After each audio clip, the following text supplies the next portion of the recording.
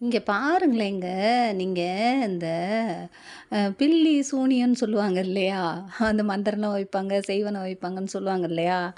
அந்த மாரி சொல்லி மொக்க வாங்கியிருக்கீங்களா? நான் வாங்கியிருக்கோங்க. சின்ன பிள்ளையில என்ன செஞ்சேன்னா, எங்க பாட்டி வீட்ல இருக்கும்போது, எங்க பாட்டி வீட்டு பக்கத்தில ஒரு குளம் இருக்கும். அது பக்கத்திலேயே ஒரு சுடுகாடு ஒண்ணு இருக்கும். அந்த சுடுகாட்டில புதைக்கிறவங்க அதில குளிப்பாங்க. அந்த குளத்தில குளிச்சுட்டு எல்லா வேலையும் பண்ணிட்டு போவாங்க. மிச்சப்படி எல்லாருமே போய் துணி துவைப்பாங்க. அந்த சனி, ஞாயிறு லீவுல போயிட்டு துணி துவைப்பாங்க. அப்ப நாங்க என்ன செய்யணும், மிச்ச நாள்லாம் என்ன பண்ணுவோம், இல்ல காலியா தான் கிடக்கும். ஆடு, மாடு கழுவுவாங்க. அப்புறம் மிச்ச நேரம்லாம் காலியா தான் கிடக்கும். நாங்க என்ன பண்ணுவோம்னா, எங்க வீட்லருந்து விளையாடணும்னா, தெருவுக்குள்ள விளையாண்டா அந்த பாட்டிங்கலாம் ஏதாவது சொல்லுன்னு சொல்லிட்டு, அங்க போய் விளையாடுவோம்.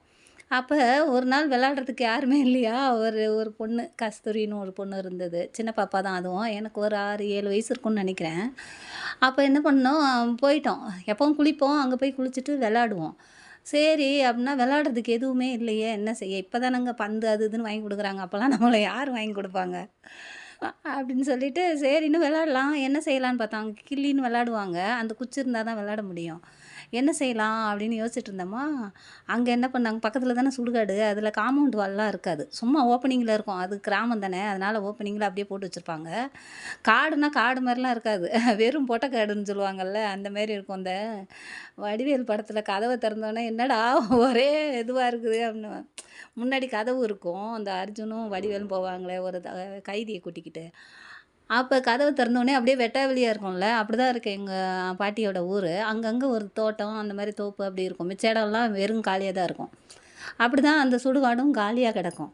அப்ப நான் என்ன செஞ்சோம், அங்க எங்களுக்கு தெரியல அது எலும்புக்கூடு, மண்டையோட ஓடு. இருந்தாலும் என்ன வெறும் எலும்புக்கூடு தானே பயம்னா தெரியாதுல்ல.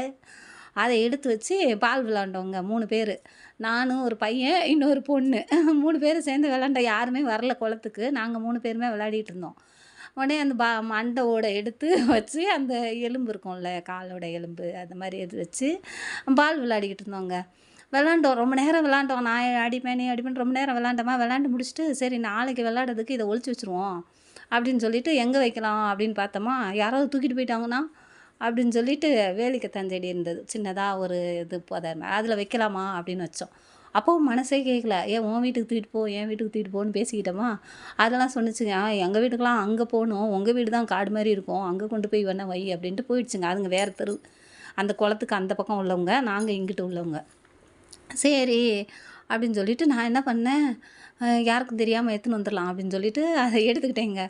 2 எலும்பும் அந்த இது இருக்கும்ல மண்டை ஓடு. அத எடுத்து ஸ்கூல் பேக் இருக்கும்ல, அந்த பை தோல் பையின்னு சொல்லுவாங்க.